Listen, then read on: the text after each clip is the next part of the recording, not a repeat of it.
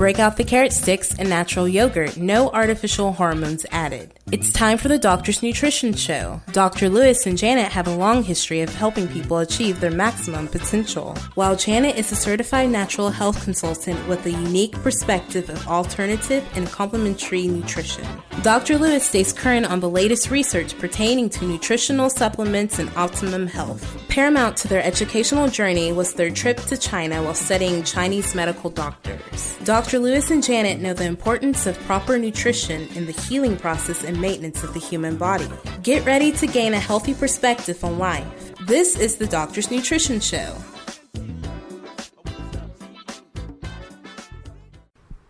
Hello and welcome to this week's show. I'm Janet Lewis. And I'm Dr. Lewis. And we are Doctor's Nutrition of Texas, where we can help you with your nutritional solutions for your common health issues. Our website is acutabovenaturals.com, where you will find all of our latest shows, a health survey, lab panels, Dr. Lewis's tips on blogs, and just all kind of useful information. So if you've not gone there, please take a look around and do so and refer all your friends. We've got a very exciting show this week. It's called Is Your Thyroid Attacking Itself? Which many people have a thyroid that have an autoimmune problem that don't even realize that they do. That was actually part of Dr. Lewis's book, The Thyroid Sniper, where he discusses that. But it also gives you an idea about what's really going on with your thyroid, and is there anything natural that you can do about it, or when's the time to actually do medical treatment. So with that, Dr. Lewis will let you educate everyone as only you can do. Hey, folks, when your wife's feeding you a line of it, well, this is the time. I said in the book that in preparation for the book, I read many, many, many, many books and just hundreds of research articles, and they said such different things that my idea was to write a very short, concise book that would tell you all you need to know and point out the fact that you need somebody that kind of can help you figure out the problem and guide you through it. When your thyroid goes too high, too low, it can make you crazy. And I talked to a sweet lady today up in another state, and I talked to a lady in another state today, and she, of her own choosing, got off her thyroid medication by herself so she would know where she was with the lab. Well, number one, you should never do that without your doctor's knowledge and permission. And number two, that kind of threw a monkey wrench in what I was trying to do for her. So I told her immediately, go back to your doctor that put you on the Synthroid.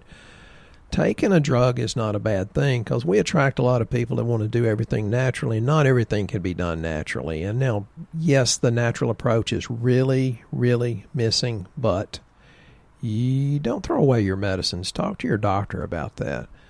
One of the things that is very, very important is your GI tract, because I said in the book that one of the books I read said 80% of all thyroid problems is Hashimoto's thyroiditis, or an autoimmune disease. And another book said closer to 99%. I never saw it to be that percentage, but since I said it was maybe 30% in my practice, it's grown a lot. So maybe there's just more people coming to us that have Hashimoto's. And we're going to go over a few things, some of the reasons it can happen and what to do about it.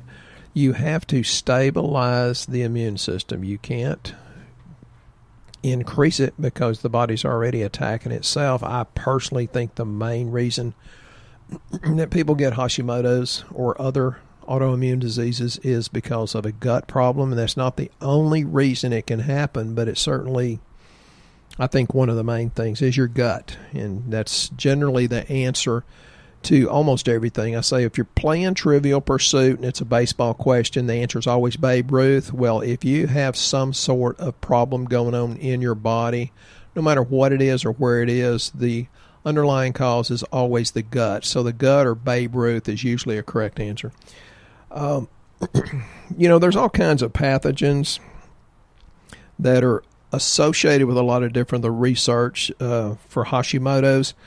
And they're not really connecting a direct cause to the pathogens, but it's to always do probiotics. And I know a lot of people every day, they say, well, I'm taking such and such. And it's like, well, it ain't working. Why are you defending it?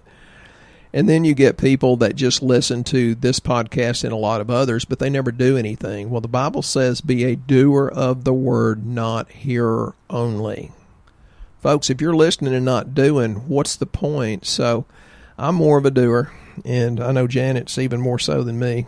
I'm a little more sluggish than her, so she has to speed my thyroid up. Some of the triggers that can be identified in Hashimoto's or other hypothyroid conditions would be iodine or lack of iodine, or the iodine being taken away because you got too much chloride, chlorine, bromide, bromine, fluoride, or fluorine in your environment, which is all of us. Stress can do it. Now, stress is one of those big buzzwords that don't really mean anything. Toxins, and I talked about that in the book. There's so many environmental toxins that has a lot to do with creating autoimmune diseases, including Hashimoto's.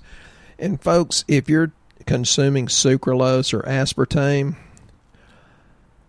that's like throwing gasoline out in your yard and lighting the match. You're asking for disaster if you're putting those things in your body. They're nasty, nasty, nasty. And that's one of the many chemical stresses that we have to deal with. Toxins. I try to get people to read different books about how toxic our world is. We get DDT from where they spray for mosquitoes trying to eliminate malaria in Africa. We get it still here in America, and we banned DDT, I think, back in the 1970s.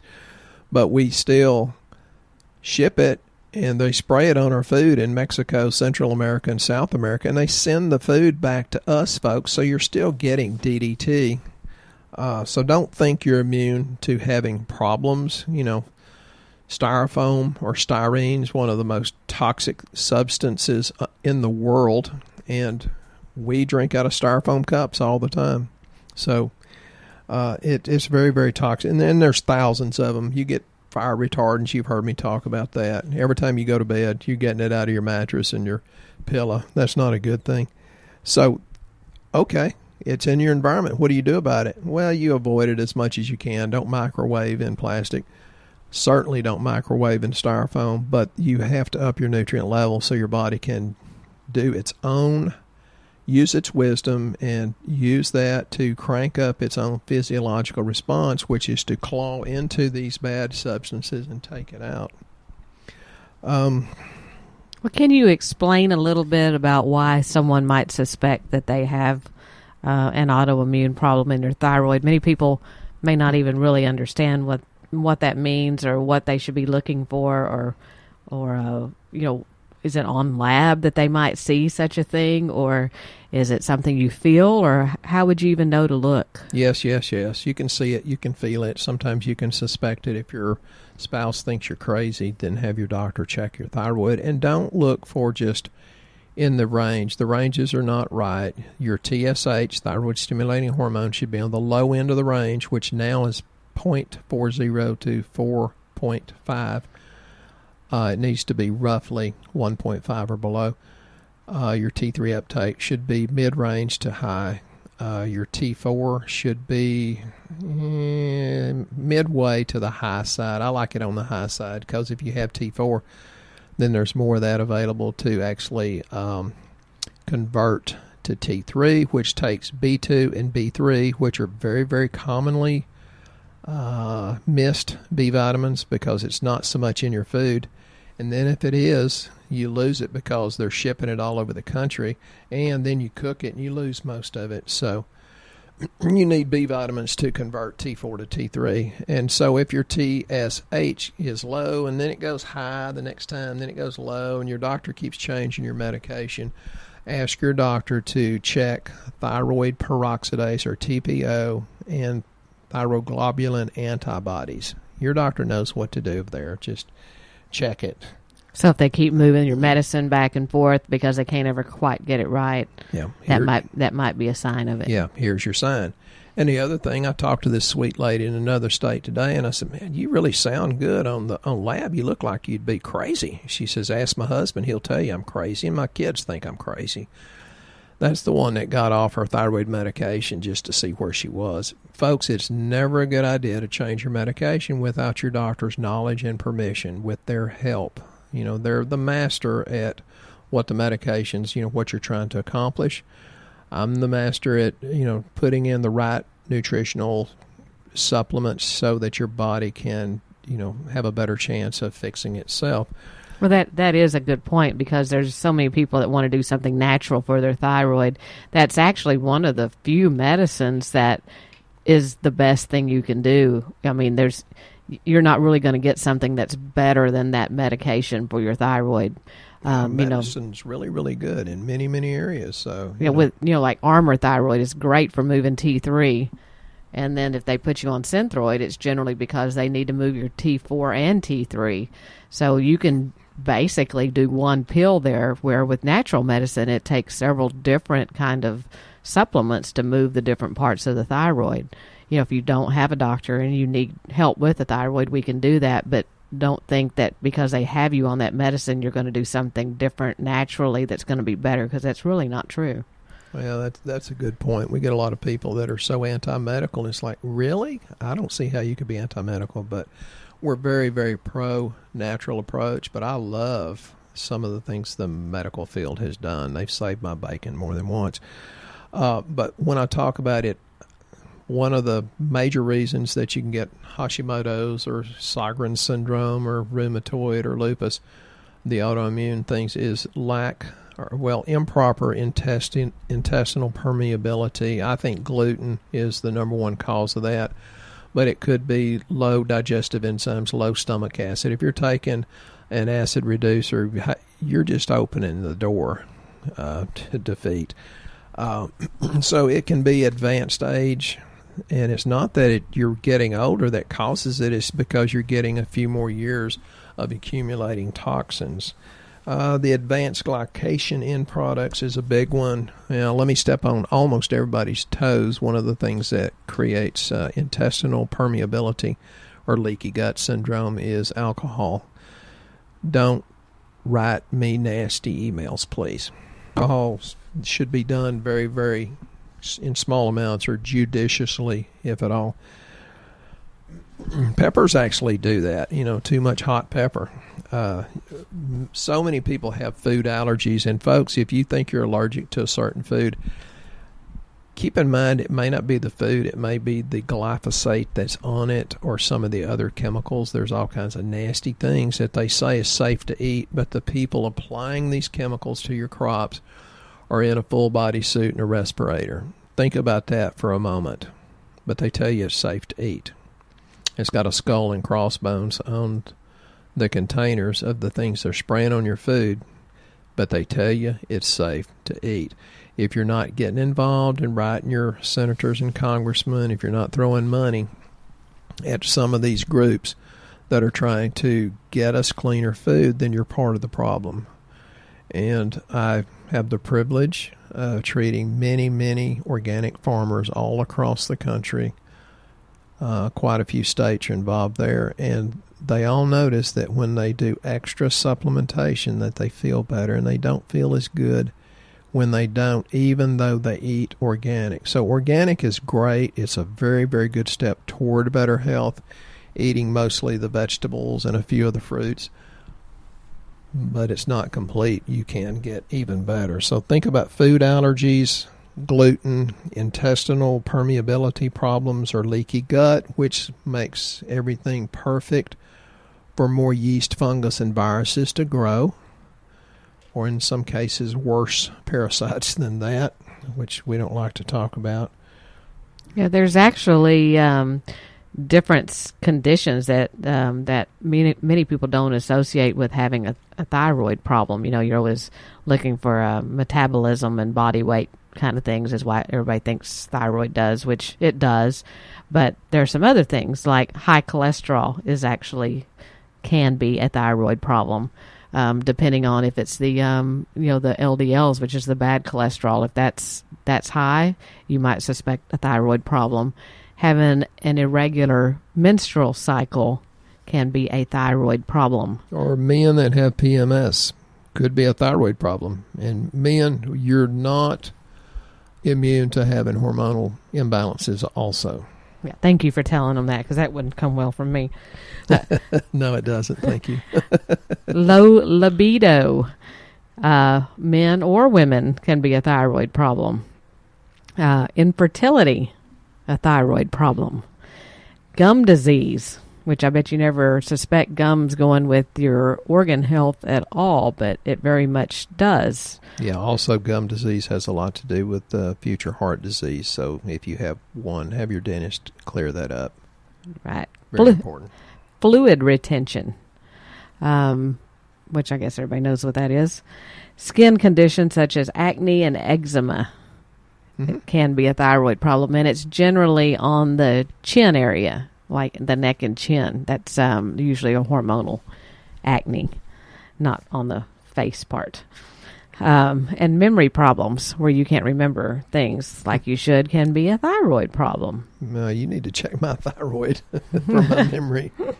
But I just thought that was interesting that there was different signs and symptoms than what you're normally used to. Yeah, one of the biggest contributors to leaky gut is the NSAIDs like Tylenol and Advil. People that do that every day. When you get an overgrowth in the small intestine, it's usually because of low stomach acid. And again, eating too many sugars and carbohydrates. We're way carbohydrate addicted nation. We shouldn't do that. Well, speaking of that, I wanted to mention that the winner of the shooting or question that we had last week for whether or not somebody is insulin resistant, the missing mineral, was Bethany from Bryan. She actually used to work for us many years ago, but she moved to another town, and I hadn't heard from Bethany in a long time, so I was pretty excited that she was the one that was listening and won the product. But from the responses that you guys had, I believe the question might have been too simple, because it seemed that y'all got it really quick, and some people actually wrote in and said, well, that's because the answer was in the question itself. We didn't really have to look very far, because I think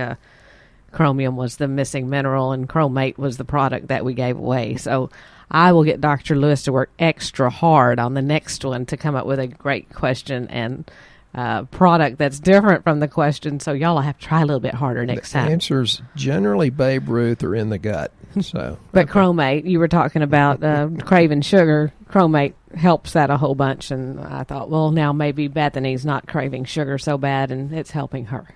Yeah, well, back to Hashimoto's, there's a lot of things, and it's not just Hashimoto's, it's many autoimmune diseases, and we've seen the prevalence of that get greater and greater because our toxic society, it really is getting more toxic, and our food supply is getting less and less nutrient dense. If you have like mucus in your bowel movements, if you feel nauseated after taking supplements, it can be that, although there are a lot of supplements out there that are horrible, made out of coal tar and petroleum products. If you get fatigued when you eat, have heartburn, use antacids, that kind of thing. If your bowel movements stink to high heaven, if you let some gas and you think it's funny, but your people around you don't, you might be a redneck. You might have a thyroid problem. Geographic tongue. We see a lot of people that come in here. If you crave breads and sweets, that would be a good indicator of intestinal dysbiosis. And if you keep the bad bacteria there long enough, sooner or later they're going to alter the immune system, because 70-80% of your immune system's in your GI tract. So always probiotics. And people say, but I'm on a good probiotic. Folks, there's some folks out there that really get fooled by the littlest, like, well, it's natural. One lady bowed up her fist, says, I don't believe I should quit eating fruit. God made fruit. It's natural. God made it. And she invoked the name of God, and she didn't think I could argue with that. And I said, well, God made cyanide, arsenic, tapeworms, and uranium. That doesn't mean that you should put it in your body. And she was getting larger and larger every time we saw her, but she was just eating fruit. And you should avoid anything with fructose like the plague. And I eat a few fruits, but I know what my limits are. I got up to 179 pounds, and I told Janet, I said, oh, God, I got to stop it. Well, 3 days later, I'm down. I'm almost to my fighting weight. So it really is what you're putting in your body, and it takes a long time for your body to shift. But intestinal dysbiosis. Take probiotics after an antibiotic over and over and over again. It takes 2 months to 2 years to reestablish the good bacteria back in your GI tract. So you just kind of have to stick with it quite a bit. I thought it was very interesting that people with hypothyroidism have significant fatigue or sluggishness, especially in the morning, and may have hoarseness for no apparent reason. That's my deep, sexy voice. I don't want to talk when I get up, so she's describing me, and she's the songbird that sings so sweetly first thing in the morning. I'm like, oh, geez, do I have to answer this? Give me another cup of coffee. Low mood and depression are also common. Hey, stop it. I'm just telling the symptoms. I just found it very interesting that the hoarseness, people don't generally associate being hoarse with a thyroid problem. I heard one at lunch. Very beautiful woman, and she sounded like a cow, guttural sound. I'm sorry. I was raised around cows, so. Sluggish bowels and constipation are also major clues. If you're already drinking enough water and fiber, if you're not drinking any water and you're not going to the bathroom, that's not a thyroid problem. If you're doing half your body weight in ounces of water, and you're still not going correctly, then that is a sluggish bowel, possibly from a thyroid problem. Yeah. Think about the immunoglobulins, like immunoglobulin A. Its response to gluten. It's usually so depleted, so it can't create an immune response. And that's when you consume gluten, if you're gluten sensitive. And there's different degrees of gluten sensitivity. Some people are incredibly sensitive to it, and other people can get by with a little bit of it. But I don't think we were ever designed physiologically to digest wheat. There's certain pathways that your body can deal with, and you can digest it better as a child, but it loses that pathway as you get older. We'll do more about that in the future. But if you would remove all gluten from your diet for about 3 weeks, your autoimmune diseases will get better and better and better. We've seen that time and time again. It doesn't matter what autoimmune disease, they do get better. And also suspect dairy products. Milk does not do a body good. Cow's milk does a baby cow good, and that's it. We shouldn't consume much, if any, of that. Unless it's fermented, then it's a different story. So cheese and yogurt can be okay for some people. Also very interesting that people that have a higher risk for hypothyroidism include people that have goiters, or family history of goiters, prematurely gray hair. And at what age does that become premature? Oh, it's 10 years older than what we are. Isn't that it? Close. Left-handedness. I'm left-handed. What does that mean? I thought it meant you were smart, but maybe it means you got a thyroid problem. I think smart's just one part of what I am. Diabetes, if that runs in your family, you could have a thyroid problem. Crohn's disease or ulcerative colitis. And then, and again, there's some new research. Sorry, Janet. New research on Crohn's disease and celiac disease about it being caused by a fungus. So there we go back into the intestinal dysbiosis. You have the wrong microorganisms living there. So probiotics. Eat your kefir, sauerkraut, kombucha, and then take a lot of probiotics also, and kick out that fungus that they're saying is a major contributing factor to Crohn's and celiac. And discuss a little bit what happens if you do have this Hashimoto's disease or an autoimmune in the thyroid, the medical treatment versus something natural. Well, they can help stabilize. What I do, I put people on Olivir and PRP spray, which stands for proline-rich polypeptides. And Olivir is olive leaf extract. Yeah, it's absolutely incredible. There's some really good medical research on olive leaf extract. And I'll just tell you a quick story. Once upon a time, I had a bad spider bite, and I'm going to make this quick. And the surgeon says, supplements don't work. And so I was taking olive leaf, and it wasn't even the strong stuff we carry now. And they did the surgery, and they sent another surgeon in to scratch and sniff, so to speak, and swab it and culture it. And he said, "Is that not sore?" I said, "No." It's fine. And I was giving a lecture to the nurses at 3 a.m. about why I did not get MRSA. And those of you that don't know what that is, that's methicillin-resistant Staphylococcus aureus, the flesh-eating bacteria. They said you always get it from the spider. It's a bad year for spiders around here in East Texas. And if you don't get it there, you get it out of the hospital, antibiotic-resistant bugs, which is going to be a huge, huge problem as we get further into our history. And I told him about olive leaf, and long story short, my leg healed up better than the surgeon had ever seen. He says, I've never seen one heal this good, especially without the $6,000 skin graft that I opted out of.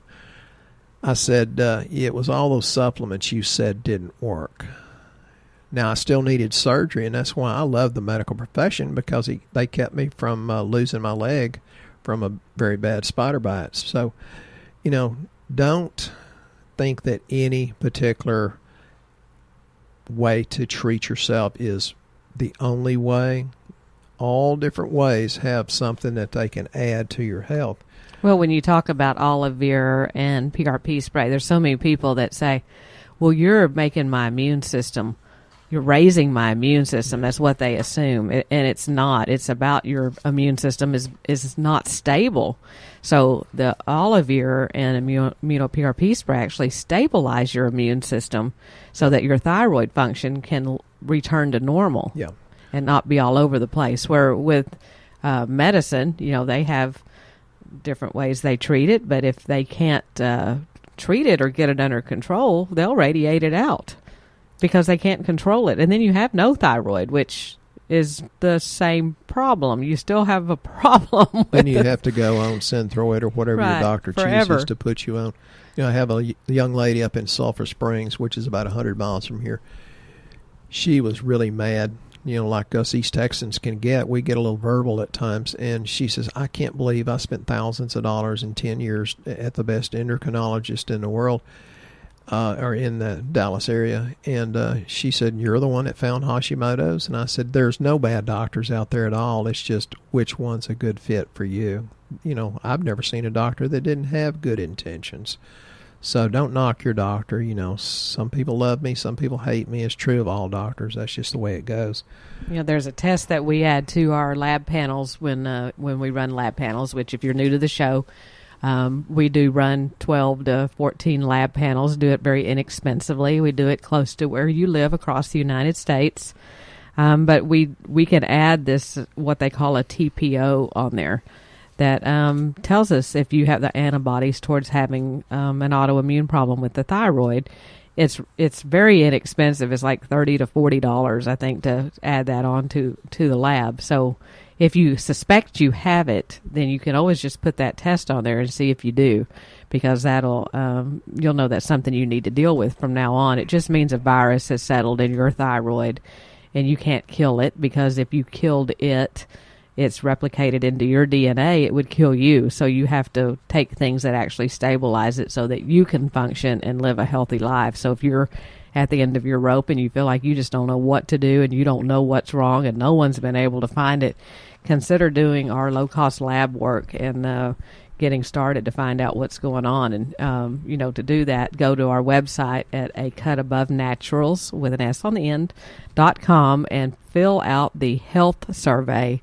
And that gives Dr. Lewis a great idea of where to start taking care of your health. And if you've got friends that are on the Shooting Straight with Dr. Lewis, the closed Facebook group, and you know someone that might be interested in hearing what he has to say on there and, want to be a part of asking some questions, please shoot us an email to Janet at drsnutrition.org. And I can include them on his Shooting Straight page, or give us a call at 903-663-1008, and we can do it that way also. So Dr. Lewis, have you got more that you would like to add in about the thyroid? Sure, you would. Get it tested, of course. I said B2 and B3. I'll go back into a little more detail. B2 is called riboflavin. You should have at least 100 milligrams 2 times a day. B3 is niacin, 500 milligrams 2 times a day, because they help convert T4 to T3. and it's your free T3 that's generally the one that trumps all other things.